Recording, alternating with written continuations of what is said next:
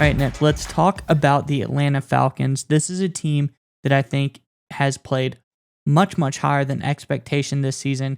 You've seen a lot of guys come in and make big time plays on this team. And I think that after so much turnover in the last few years, so many faces that were stalwarts with the team, you kind of expect them to take a step back. But I don't think they have. I think they've stayed exactly right where they are in the mix in the NFC South. And I think they may have even taken a step forward, at least offensively. They're looking really, really good.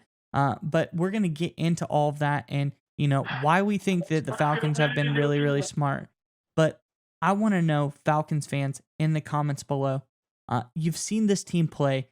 We're getting into almost a third of the season. You know what the team is all about, and you've seen the growth. You've seen this offense put up tons of points. Let us know in the comments below. What do you think your record is going to be at the end of this season? I'm really curious to know what you're going to say. But Nick, what do you got on the Falcons?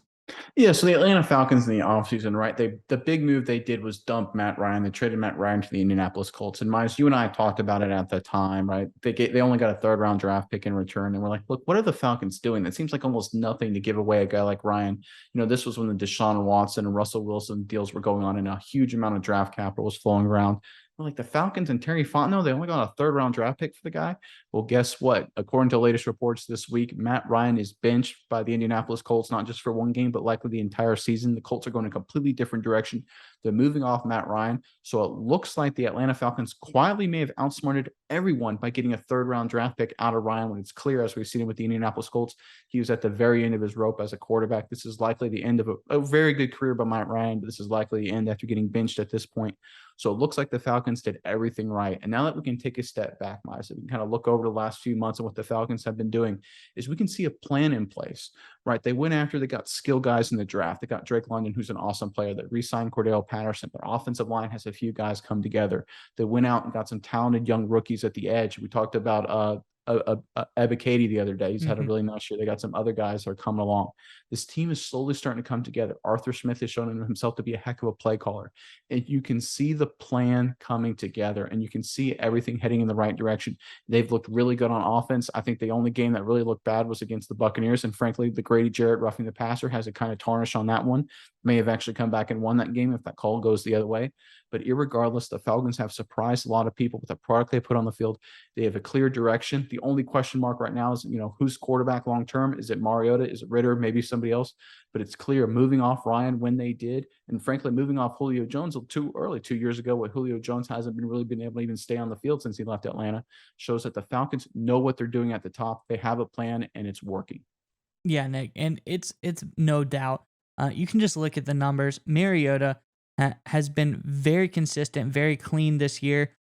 Graded out 65 per PFF. Matt Ryan is at a 57, and he's got 9 picks, only 9 touchdowns. And Mariota has about 1,200 passing yards on around 150 attempts, where Matt Ryan has only 2,000 on 300 attempts.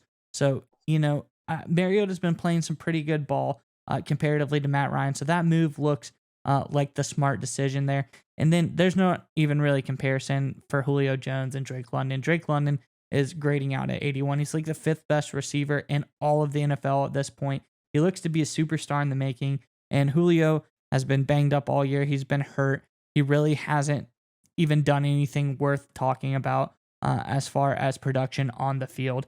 So, it has been a night and day difference on this team. We think early on, wow, you're going to lose Julio Jones. You're going to lose Matt Ryan. These are stalwarts of your team. These are the faces that helped you get through a lot of tough years. But that I'd say tough years. The Mike Vick scandal, Matt Ryan came in, did that. And then there's a couple things after that as well. And you got to give Matt Ryan a lot of credit for that if you're a Falcons fan. He was good to the franchise, but this just shows it was time to move on. The Falcons knew what they were doing. They knew the value of Matt Ryan. They knew that he didn't have a lot left in the tank. And quite frankly, the Colts seem to be getting the raw end of the deal on those type of quarterbacks a lot lately. So we may need to call into question Ballard's ability to evaluate the quarterback position and what guys have left. So this has been a masterclass by the Falcons on how to do a soft rebuild and come in and keep moving forward, because this offense, Nick, it looks incredible. Once everybody gets going, I think Arthur Smith has really put together something special. Yeah, well, especially when you look at the other teams in that division. Who would you rather be right now? You got the Buccaneers who are in free fall, and Tom Brady's this is probably his last year. Then who Yeah. knows what's going to happen after that? The New Orleans Saints, despite a lot of the talent they have, they've struggled at the quarterback position with injuries. Who knows what's going to happen there? The Carolina Panthers are the Carolina Panthers. They've been a dumpster fire for a long time. So right now, as weird as it sounds, the Atlanta Falcons are the best run and in the strongest position of any team in that division. I don't know how it'll shake out at the end of the year. I don't know if they win the division. They frankly could, but whether they do or not remains to be seen. The fact of the matter is, for the long term, this team is a strong position. And Terry Fontenot, that front office, and Arthur Smith, with him running the offense and the football team in general, have done an outstanding job and really outsmarted a lot of people, myself included. They did a great job, like you said. This was a masterclass move for the long term.